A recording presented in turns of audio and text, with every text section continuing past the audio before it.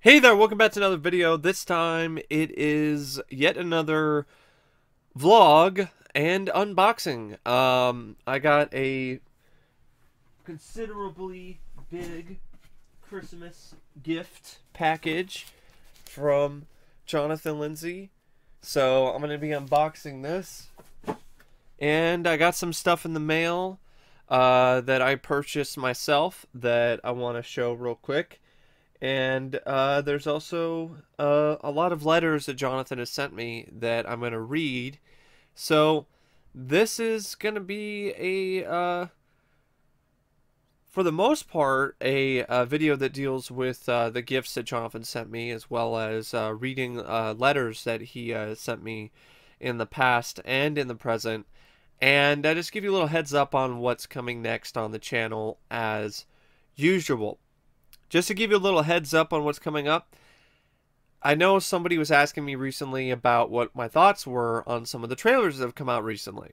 Well, you're going to hear my thoughts on those in an upcoming brand new episode of Celluloid Nation.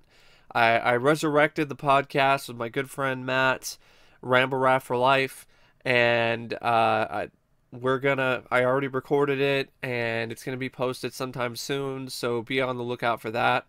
It's an extra jammed, double stuffed episode of the podcast. Haven't done one in a while, so that's why it's a little bit longer. But anyway, hope you enjoy that when it gets posted. And I will talk more about the upcoming plans near the end of this video. So I'm going to start off now with some of the stuff that I picked up recently. I went to Target and I got this for 30% off. I did not know this was a book that had come out, and I'm a big fan of Stranger Things, and I've always wondered like how they did it, the behind the scenes stuff, and the Blu-rays and the DVD releases from Netflix have no features whatsoever, none. So this was a really nice surprise and a welcome treat. This is the official behind-the-scenes companion for the show for the first 2 seasons. I love the vintage look of it. It's all torn up and everything. I think that's really cool. And this is a love letter to the fans of the show. So if you're a fan of this show, like, I would definitely recommend picking up this book. So I haven't really dug into it yet. Haven't had the time, but I definitely will. Then, I want to show you a couple overseas releases I got. RoboCop, the series. This is released from, I believe, yeah, it's from Australia, it says all region. So I think it's an all region release, which is really cool if that's the case. I'm going to test it out soon enough. This is RoboCop, the series. I haven't had this in my collection, so for the longest time, and as a huge fan of RoboCop, I definitely had to get this series. Now, what I don't like about this cover is that this is just a cover for RoboCop 2 that they used for the series. It's a great cover, but it's not representing the series at all. That being said, I would say I have some complaints about this. It's very cheaply made, and it's all torn up and broken on the side. I got this from Amazon, so Amazon did not ship this very well, to be perfectly honest. So that's a little bit of a letdown. But hey, it's RoboCop the series, and now I have it, so if I want to ever do a review of the show, I can do it someday. I also got Prime Directives. I got it from Amazon UK. I'm waiting for it to get shipped. It's a 4-pack. It was a good price. I also picked up The Brood, a second sight release that has a good amount of features on it for a good price from Amazon.uk. And from Zavi in the UK, I got the X-Files box set of the Blu-rays of the entire series. At least up to, I think, the event series or the last season. And should be getting that in the next couple of weeks. And I did some pre-orders. Like, I pre-ordered Screamers, the Shout Factory release. I pre-ordered Arrow Video's upcoming release of Waterworld, which I'm highly anticipating. I enjoy the film, but the reason why I'm really anticipating it is the behind the scenes feature length making of documentary on the film. And so those are what's waiting. Like they're coming, they're on their way. Oh, and I also got an Arrow Video purchase. They had a Christmas sale that I think it's still going on right now, and I got a handful of Arrow Video titles. I got Heathers, I got a couple Dario Argento flicks, and I believe I might have gotten Blood and Black Lace. I think I also got Blood and Black Lace. So in an upcoming vlog or update video, I'll show those when they get here. So yeah, one other title I also got real quick. I'm just gonna go grab it because apparently things are just gonna fall everywhere right now. Forgive your ears. I'm sorry, but you had to hear that. Like this just screeching noise. I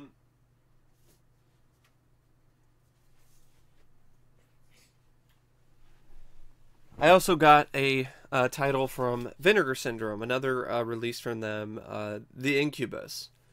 This is their slipcover. Their slipcover game, folks, is on fire. It's ridiculously good.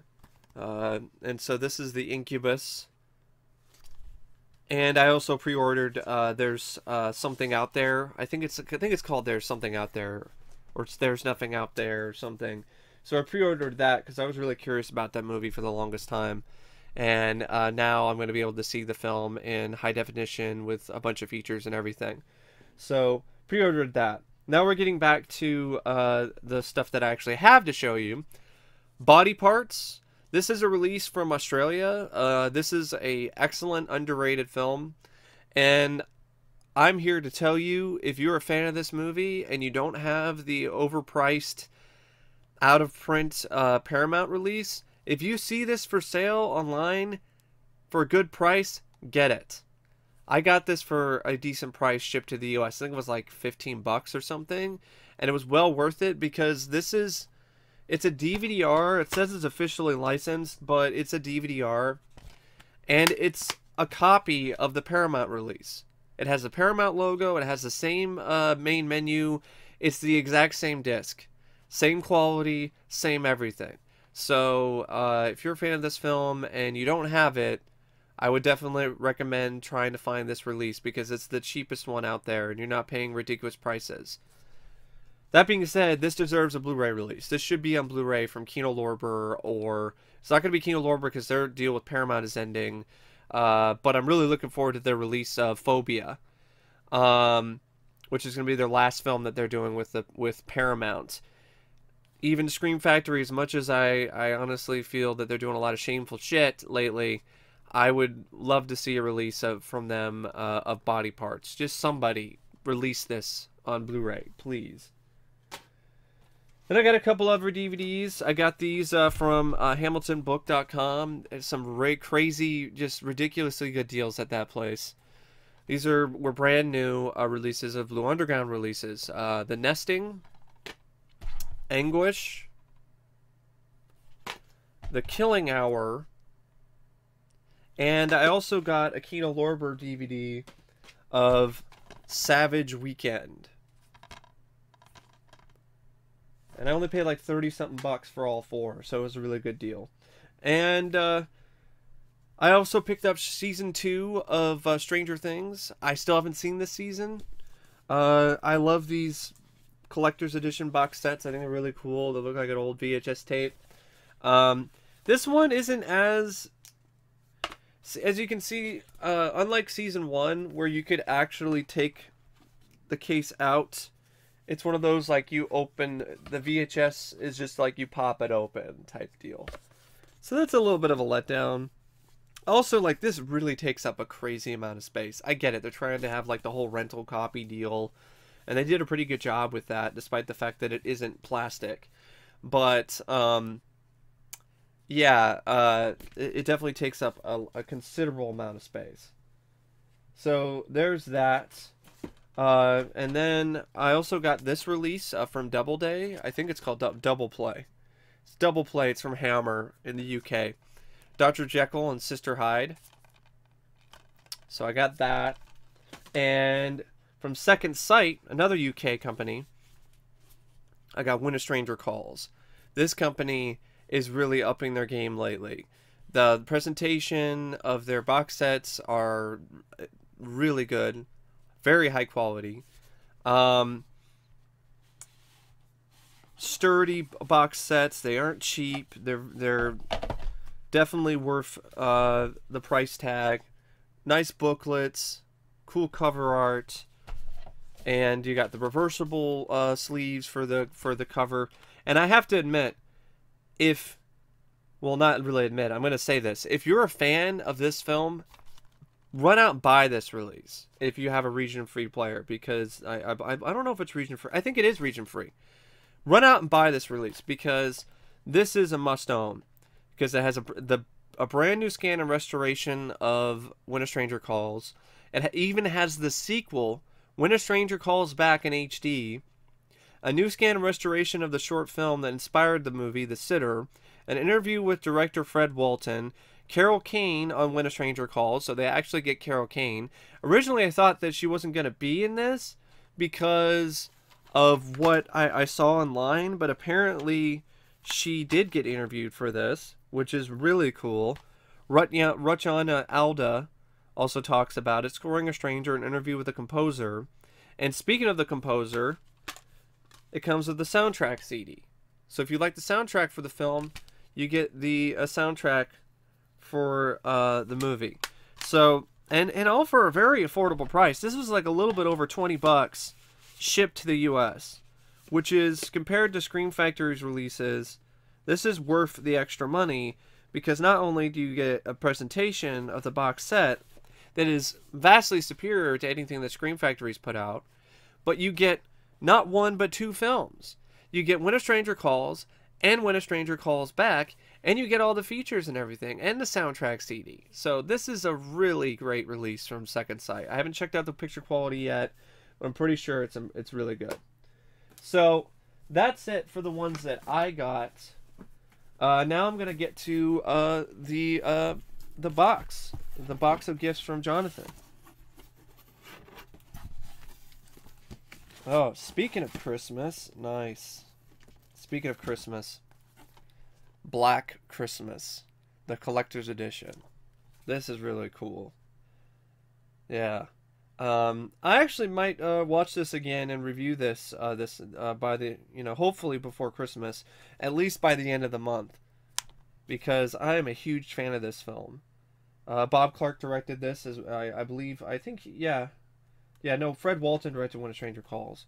So Bob Clark, my favorite film that he's done, and it would be interesting. Let's just say it would be an interesting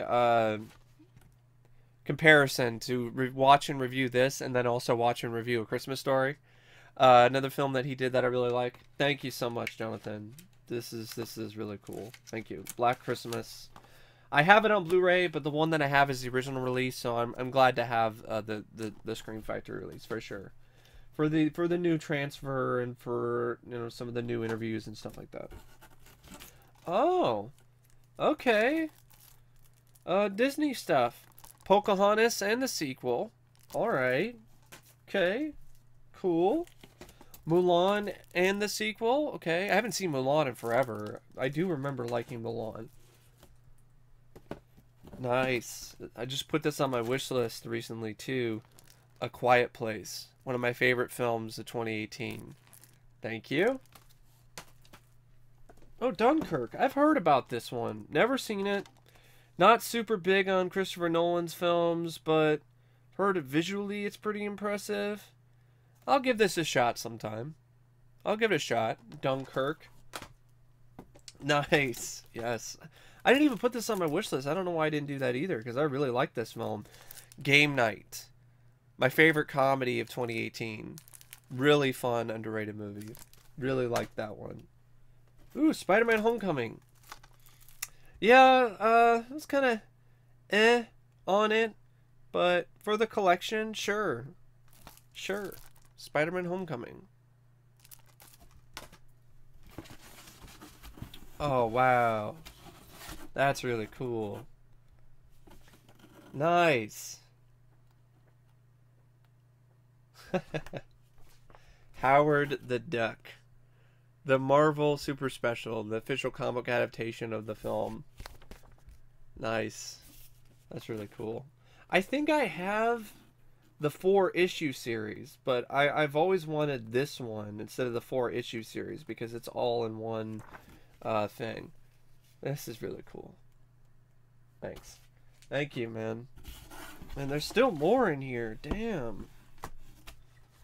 We got Howl's Moving Castle, another anime for the anime collection that has gotten considerably larger thanks to Jonathan. Nice. Another film that's on my wish list. One of my favorite films of 2017, The Shape of Water. That's really cool. Oh, wow. Awesome. Return of the Living Dead 3, the collector's series from Vestron. That's really awesome, man. So now, I gotta be honest, I got all the Return of the Living Dead Blu-rays now. I don't think Necropolis and the other ones got releases, and they don't really need to have releases anyway, because they're pieces of shit. I'm fine with having the DVDs. Nice. Return of the Living Dead 3. Oh, Death Wish. For the Death Wish collection. Thank you. I do eventually want to get around to reviewing this series, and thanks to Jonathan, I have the remake, so now the collection is complete. So whenever I get around to doing that, I can definitely get around to that nowadays. Ooh, Hitman's Bodyguard, another one that's been on my wish list. Hitman's Bodyguard. This is actually a request, and I've not forgotten about the request list. It's still out there. I still have things going on with that. But yeah, I like this. I had a lot of fun with it. So now when I get back to the request list, I can check that out.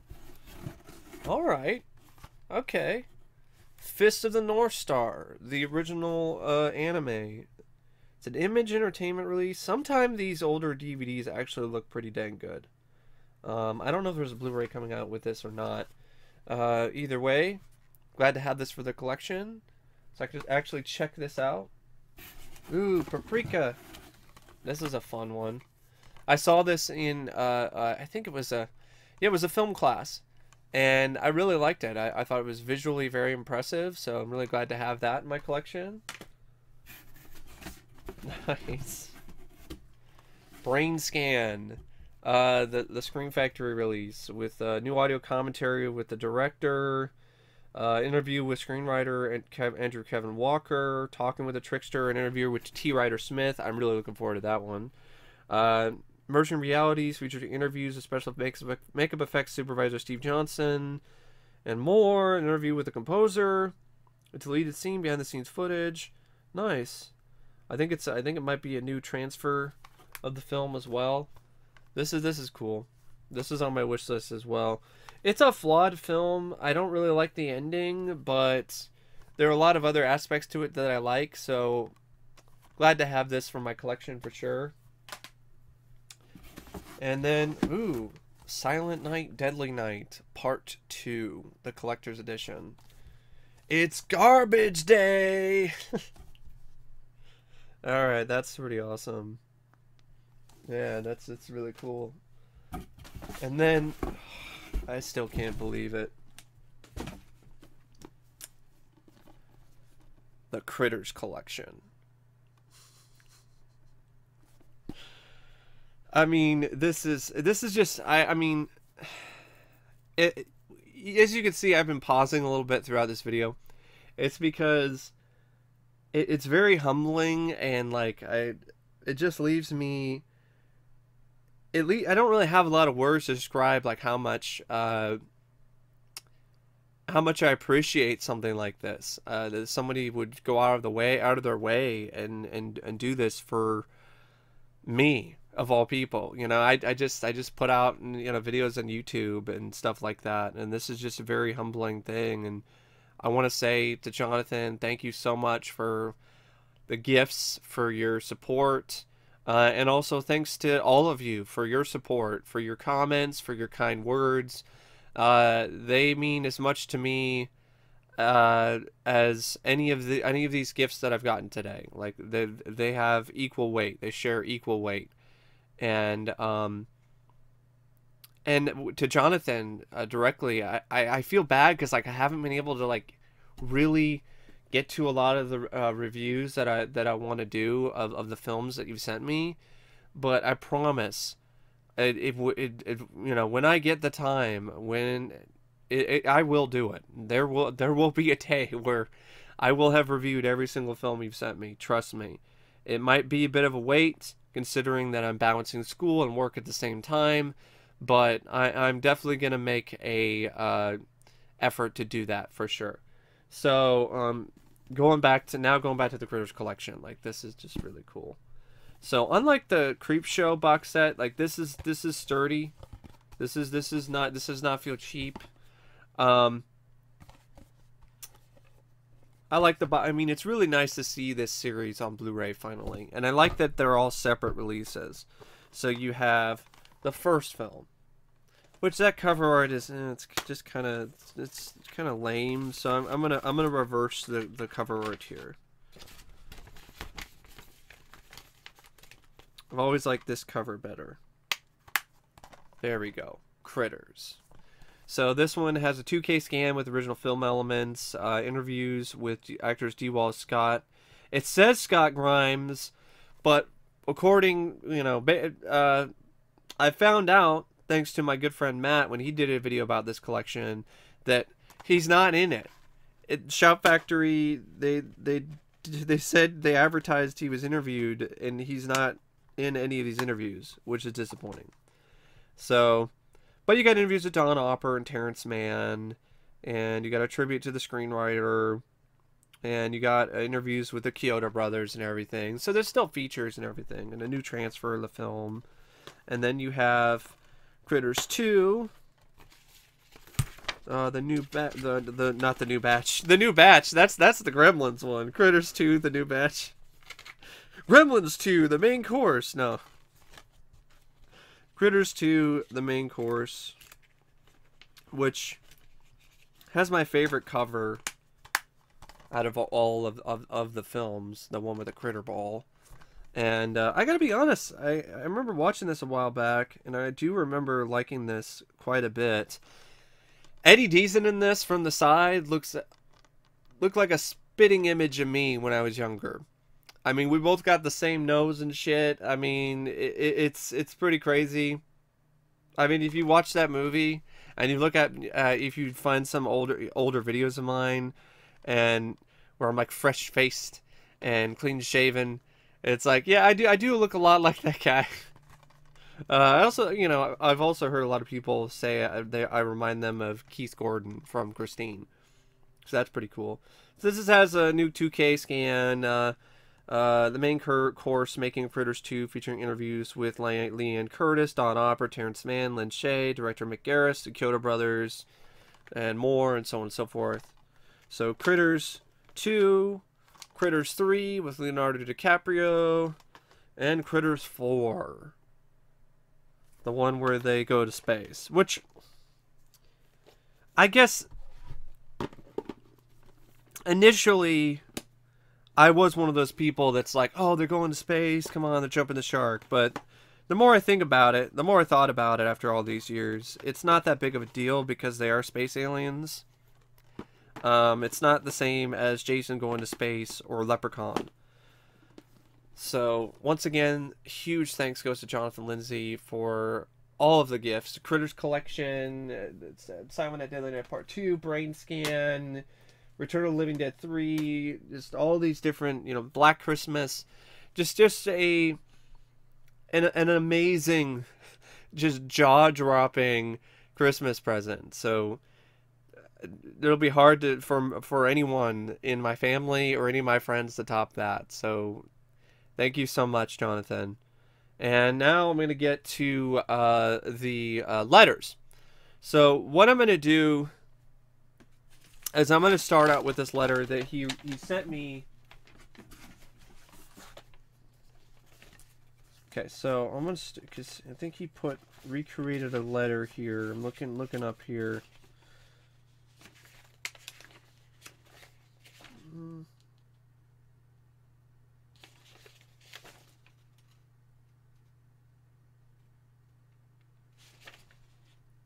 Trying to see where the original letter here started.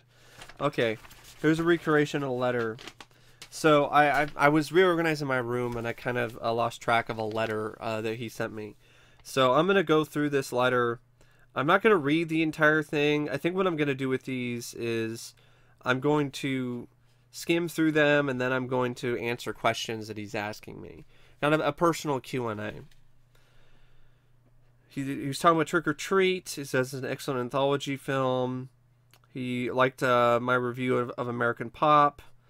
I agree. I do hope that Shout Factory does a new Blu-ray of the film. The DVD's okay, but it would be awesome to see a Blu-ray of it.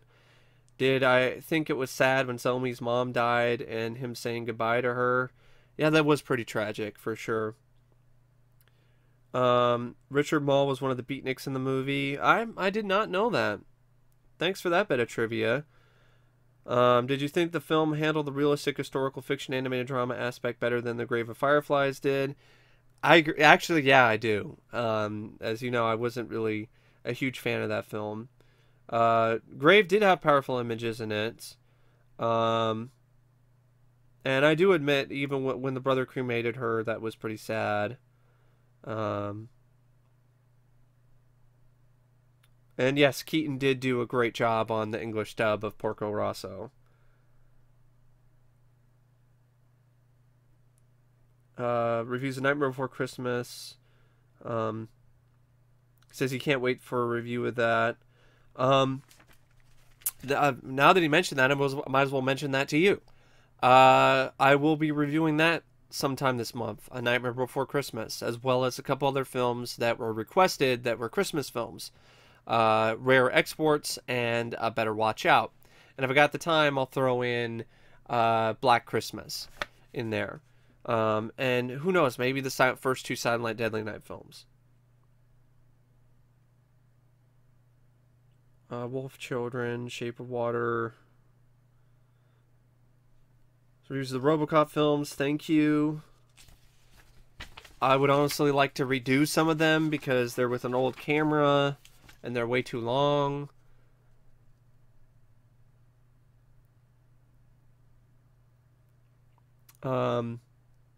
He asked me, is it impossible to recast Freddy Krueger, Ellen Ripley, John McClane, Rocky Balboa, Marty McFly, Doc Brown, and the T-800? Yeah, I do. I think that it is, for the most part, impossible to recast those characters. The one that I think that might be okay is maybe the T-800, because it could just be any sort of, muscly guy, but it wouldn't be the same because it wouldn't be Arnold. But Marty McFly, Doc Brown, like, no one else is playing those characters other than Michael J. Fox and Christopher Lloyd. They made those characters what they are. Jareth the Goblin King, the main four Ghostbusters, Jack Burton. Do I think they're different than Dorothy Gale, Conan Raiden, and Frodo Baggins? Yeah, I do. The main four Ghostbusters, you're not recasting Venkman, Stans, Spangler, and Zeddemore. It's just not happening. I'm sorry. Like, don't even bother. Jack Burton, there's only one Jack Burton, and it's Kurt fucking Russell. It's not The Rock. And yeah, I do feel that Jareth is a character that David Bowie made his own, so I would not like to see anyone else play that character. It's okay to recast Pennywise, Judd Crandall, Dracula, Frankenstein, Dr. Moreau, Frankenstein Monster, Dr. Jekyll, Mr. Hyde, the Stephen King characters, Ash from Evil Dead, Freddy Krueger, and the Tall Man. They're different. I agree wholeheartedly with that. I don't really feel that those are characters that can be revived or recreated by any other actor. That's just how I feel about it.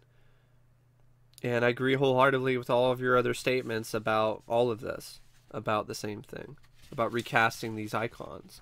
A lot of really good points here, Jonathan. Yeah. And when Scrim died, did you think the character died with him? Yeah, I do. I don't think there's gonna be another tall man. I don't really think that they should try to do that. Really, just let the character die. Rest in peace alongside Angus Scrim. Yeah, Robert Zemeckis and Bob Gale, like they will not allow a remake of Back to the Future to happen. Um, and I agree with your statement about how Frank Drebin, like there's not going to be another Frank Drebin. Leslie Nielsen is so connected to that role. Um, Anne Hathaway, Julie Newmar, Lee Merriweather, and Adrienne Barbeau. In terms of Catwoman, yeah, it's not the same as Catwoman. Yeah, Ripley and Sarah Connor aren't the same as Catwoman because they're characters that were written for the screen, and they weren't already established previously in comics and stuff like that. So you can have different portrayals and different actors. Um, yeah, I heard that Gary Kurtz passed away. That was really too bad. Um, and he says, my plans for other reviews next month before Halloween stuff. I'll review some fantasy films, maybe Ninja Scroll, Toy Story Trilogy. Cannot wait for your Batman TS reviews, even Batman Mask of the Phantasm. When it comes to like my plans, for this month, for the rest of this month, it's some Christmas stuff. The last review I'm going to post is going to be Overlord. That's not a Christmas themed video because I saw that a few months ago and I haven't had the chance to record a review for it. So I'll be posting that pretty soon. And then I'll get into some Christmas reviews. I do want to do Halloween. I'm still going to do that. I apologize for that. I just, life, things got in the way. I wasn't really able to get around to finishing that up. But I definitely will get around to doing that. The Halloween reviews.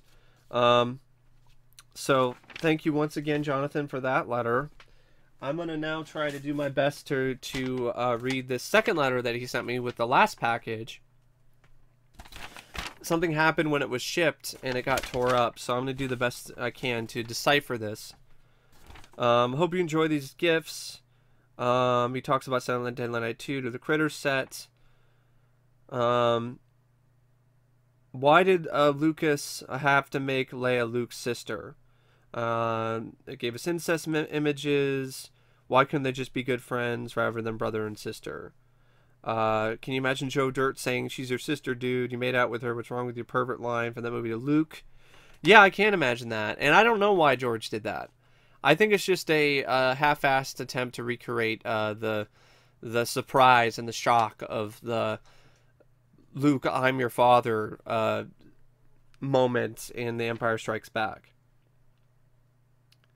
And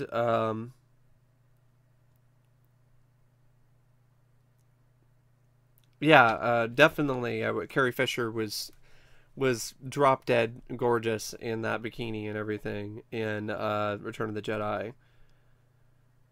Did I think when Vader was a mess, he looked like Uncle Fester? A little bit. Definitely a little bit. Glad that you saw Mandy, and I'm glad you really enjoyed it. It's a great film. Also glad that you enjoyed Searching. Yeah, Escape Plan 2 is a giant piece of shit. And yeah, Blade 2 is one of my favorite Del Toro films. Definitely one of my favorites. How many stars do I give Cold of Chucky, Life Force, Leatherface, 2017, Tales from the Crypt, 1972, Funhouse, Night Terror, Vault of Horror, Asylum, Rough Night, Last Jedi, and 21? Okay, Cold of Chucky is a piece of shit. So I would probably give that like a half star. Life Force I liked, but I didn't love. Like it did have some issues, so that's like a 3.5 out of 5-star flick. Leatherface 1. Tales from the Crypt 1972. I liked it, but it was more of a time waster. 3 stars. The Funhouse, another above average film for me. Night Terror, I mean, a naked guy riding on a horse. Waste of Robert Englund, 1 star. Vault of Horror. Actually, Tales from the Crypt I liked more than Vault of... No, did I like Vault of Horror more? I'm trying to remember which one I liked more. I think I liked Vault of Horror a little bit more. So maybe I might give that 3.5. Asylum I really like, so I give that 4 out of 5. Rough Night, worst comedy of that year by far. I can't think of anything that was really that funny. Maybe there's like a half star. That's probably being generous. Last Jedi, 1.5. 21, another 1.5 star film. Do I think Spider-Man 3 is worse than X-Men 3 and Blade 3?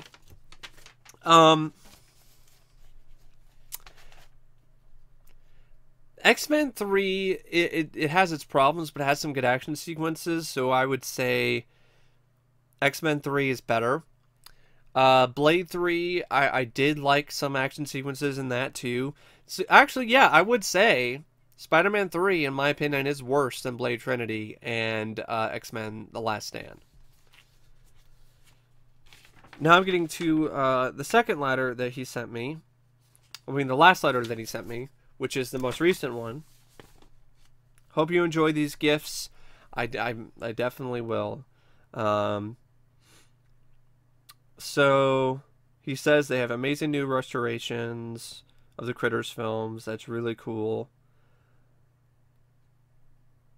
He wants to see more reviews like Halloween sequels. What films do you have planned for January to review? The Halloween films and stuff like that. Yeah, that's part of it. I kind of want to get back into the request list. I want to do some random reviews. I watched a disaster film from the early 70s called Skyjack with Charlton Heston. I recorded a review of that already, so I would like to post that sometime in January. I'd even like to watch a few other random disaster films like Earthquake and Roller Coaster from that same particular era. And Jonathan continues here, asks another question. Do you think A Quiet Place should be a wake-up call to the mainstream horror genre to take notes from foreign and independent horror markets and do something different rather than sitting on its fat slug ass? Yeah, I do. I hope it is a wake-up call, but I don't know. But I don't see that happening, to be honest. But we'll see. He saw the latest Halloween film. He said it wasted his precious time and money. It's like The Last Jedi, Superman Returns of the franchise. Yeah, it sounds really lazy to me personally. Then he talks about Creed 2. Well, he still talks about it, Jamie. He's mentioning Creed 2, and he's talking about Halloween. Jamie Lee Curtis. He says that Bassett wonders if she would make a good live-action Leslie Tompkins for a Batman film. Yeah, I think Jamie Lee Curtis would be a perfect casting choice for that kind if they wanted to adapt that story. Agree with you wholeheartedly with the PG-13 horror films, and they should stop with shit like the Ouija films or found footage movies. I agree. Fuck all of that, man.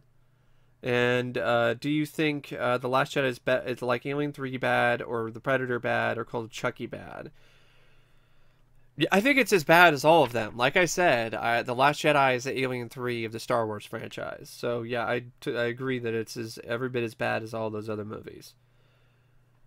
So I hope sometimes you do some of those request reviews like this year, and you do. Hopefully you do more of them. I will, 100%. I will get to more requests from you and from other subscribers and so on and so forth. The list is multiple pages long, and I'm going to do my best to get to it. It's going to take a little bit longer because of all the different things I got going on right now. But anyway, yeah, I've already talked about what's coming up next. There's going to be some Christmas reviews, stuff that I'm catching up on. I want to get around to doing that second part of that DVD and Blu-ray update. That is going to be coming. I don't know exactly when, but it's definitely going to be coming. Trust me. It's just one of those things where I got to make the time for it. Yeah, you got a new episode of Cellular Nation on the way. And, yeah, just some random stuff in January, as well as some more requests and franchises and stuff like that. So, stay tuned for that. And once again, huge thanks goes to Jonathan for sending me all these gifts. And thank you for watching. And as always, I will see you later. See ya.